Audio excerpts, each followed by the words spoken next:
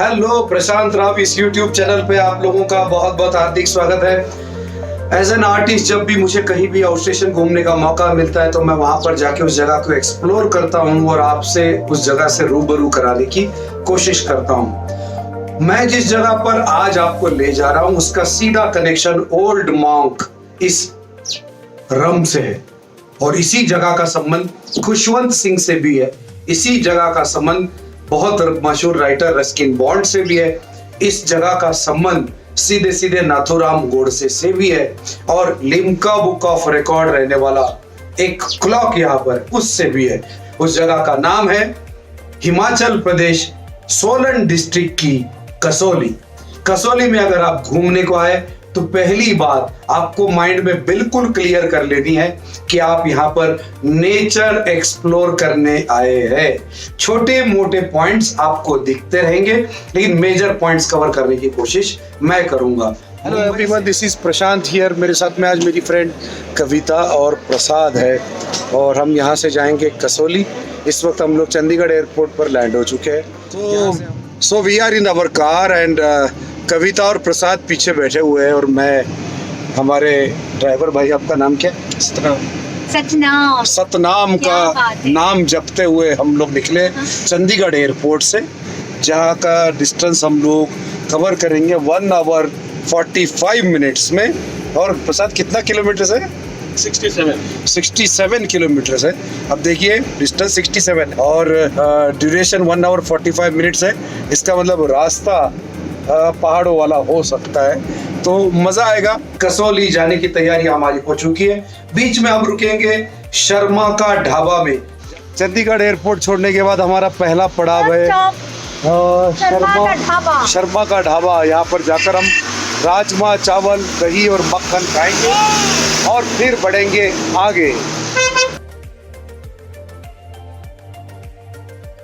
और कसौली अभी 24 किलोमीटर बाकी है और उसके बीच में एक खास पॉइंट आया है जिसका नाम है टिम्बर ट्रेल। केबल कार में तकरीबन 1.8 किलोमीटर का रास्ता आप केबल कार में यानी एक पहाड़ से दूसरे पहाड़ तक जाएंगे, जिसकी बुकिंग आप ऑनलाइन भी कर सकते हैं। 5 साल के नीचे के बच्चों का कोई चार्ज नहीं होता है। जब हम कसौली पहुंचते हैं तो वहां से पहुंचने से पहले ही आपको सिक्योरिटी बहुत ही स्ट्रिक्ट नजर आएगी, आपके ऊपर बारीक नजर रखी जाती है। बिकॉज आफ्टर ऑल भारतीय सेना का ये गढ़ है। एक पॉइंट है जिसका नाम है हनुमान पॉइंट। अनफॉर्चुनेटली हम वहां पर जा नहीं सकते कोविड सिचुएशन की वजह से। अब फिलहाल पर्यटकों को वहां पर एंट्री नहीं है तो हम नहीं देख पाएंगे। लेकिन ऐसा कहा जाता है कि हनुमान जी जब संजीवनी पर्वत लेकर हिमाचल प्रदेश से उड़ान भर रहे थे तब यहाँ पर कुछ देर के लिए रुके थे और उन्हीं के सम्मान में ये मंदिर और ये जगह बनी है। कुदरत का नजारा अगेन 1.5 किलोमीटर आपको चलना पड़ता है और ये है मंकी पॉइंट। मंकी पॉइंट से आगे बढ़ते और जब हम चलेंगे तो रास्ते के दोनों साइड में आपको खूबसूरत छोटे छोटे घर लग दिखेंगे। देखिए, इन घरों को बनाने के लिए रोड के बाजू में ये घर दिखता है लेकिन उसका जो बेस होता है बहुत नीचे तक जाता है और बहुत कमाल का आर्ट आर्किटेक्चर इसको लगता है। चलिए आगे बढ़ते हैं और हम आपको बता दें हम कसौली के बिल्कुल अंदर आ चुके हैं। और कसौली में सबसे मेन बात तो यह है कि लोग बहुत अच्छे, बहुत फ्रेंडली है, बहुत कोऑपरेटिव है। जब कसौली में आप पहुंचेंगे तो एक जगह है जिसका नाम है गिलबर्ट ट्रेल। अगेन यहाँ पर एक इंपॉर्टेंट बात हम आपको बता दें, फ्री पार्किंग एरिया बिल्डिंग बनी हुई है जहां पर अपना व्हीकल आप पार्क कर दीजिए और वहां से आप चल के जाइए, या फिर आप गिलबर्ट ट्रेल जाना चाहते हैं तो आपकी टैक्सी, आपकी कार आपको उस पॉइंट तक ड्रॉप करेगी और वापस पार्किंग में जाके खड़ी रहेगी। वहां पर पार्किंग की फैसिलिटी नहीं है, अलाउड नहीं है क्योंकि सेना का इलाका है। अगर आप वहां पर गाड़ी कुछ देर के लिए भी पार्क करते हैं तो आपको ह्यूज फाइन भरना पड़ता है, जिसके बोर्ड सब जगह पर लगे। 2500 रुपए फाइन नहीं चाहिए। और इस गिलबर्ट ट्रेल में एंट्री करते ही आपको सनसेट पॉइंट पहले दिखेगा। कौन से टाइम पे आप जाते हैं उसके ऊपर डिपेंड करता है। वहां से तकरीबन फिर एक बार 1.5 किलोमीटर आपको चल के जाना है, लेकिन आपको बिल्कुल तकलीफ महसूस नहीं होगी क्योंकि इतना खूबसूरत नजारा है, नेचुरल एटमॉस्फेयर, पहाड़ियों में, वादियों में आप लोग घूम रहे। जाते वक्त ढलान है, आते वक्त आपको चढ़ते आना है, लेकिन आपको इतनी थकान महसूस नहीं होगी क्योंकि बेसिकली आप इतनी अच्छी जगह पर आकर बहुत खुश रहेंगे। वहां से आने के बाद खुशवंत सिंह जी का घर यहाँ पर है और उसी के साथ में Ruskin bond the famous writer, उनका भी घर यहाँ पर है। यहाँ पर जितने भी दुकानें हैं वहां पर आपको वेजिटेबल्स और फ्रूट फ्रेश मिलेंगे। फ्रूट बिल्कुल खाना मत भूलिएगा, बहुत अच्छे हैं और बहुत अच्छे क्वालिटी के। पार्किंग की फैसिलिटी सेंट्रलाइज बिल्डिंग में which is free of cost. अब मॉल रोड जो है छोटा सा इलाका है, शॉपिंग करना चाहते हैं, कुछ कपड़े खरीदना चाहते हैं, सोवेनियर्स लेना चाहते हैं तो आप यहाँ पर ले सकते हैं। बहुत क्यूट सा मार्केट है, हेरिटेज मार्केट भी इसके बाजू में ही जिसको कहा जाता है, ये भी आप देख सकते हैं। और यहाँ से हम आपको ले जाएंगे एक ऐसी जगह पर जिसका नाम है बैप्टिस्ट चर्च, जो है तो बहुत पुरानी लेकिन उसका ओरिजिनल रूप अब नहीं बचा because it got destroyed because of certain reasons.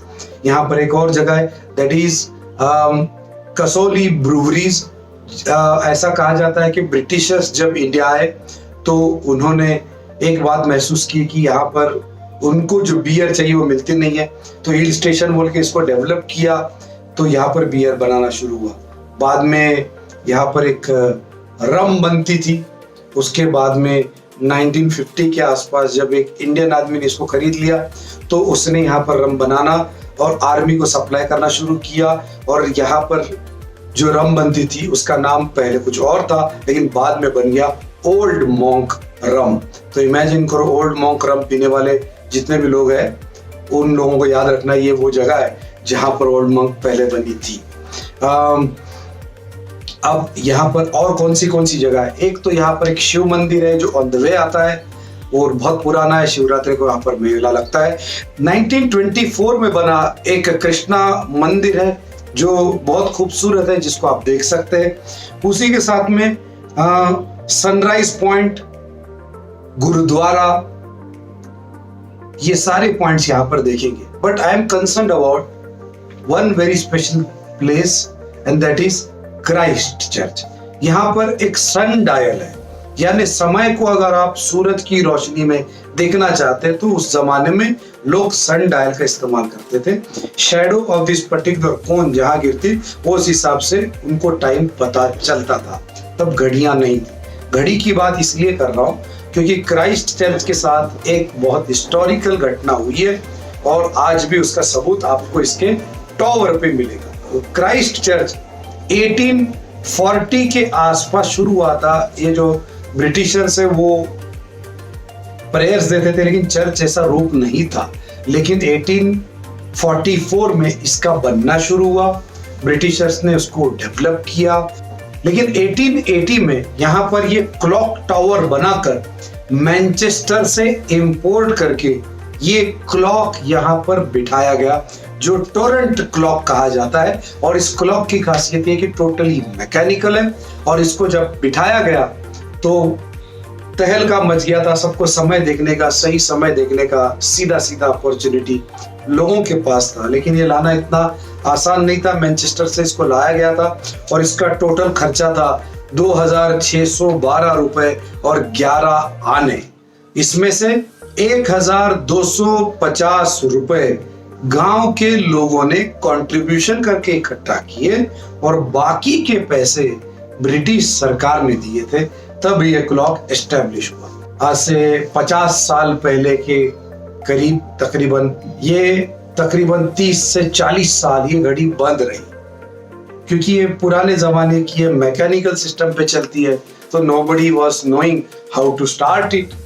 ना वो ब्रिटिश रहे ना उस जमाने में फिट करने वाले लोग रहे, कोई नहीं रहे, तो ये घड़ी बंद हो गई। यहाँ पर मैं आपको बता दूं ये घड़ी 2015 में दोबारा शुरू हुई अश्वनी कुमार नाम के एक नौजवान की वजह से।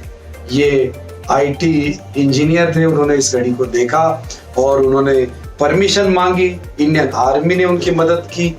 बहुत मेहनत मशक्कत करके उन्होंने इस घड़ी को ठीक किया, जिसके बारे में इंटरनेट पर बहुत सारी इंफॉर्मेशन उनके नाम पर उपलब्ध है जिसको आप पढ़ सकते हैं।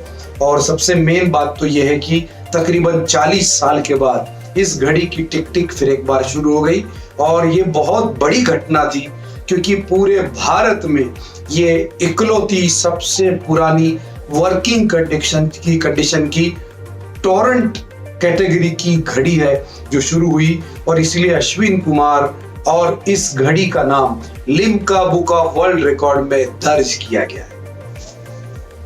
दिस इज कसौली, जहां पर हमने खूबसूरत नजारे देखे कुदरत के। मगर एक बात जरूर कहूं कि नथुराम गोडसे जब अपने ट्रायल में थे तब उनको यहाँ पर बैरक्स में रखा गया था, ऐसा भी संदर्भ मिलता है।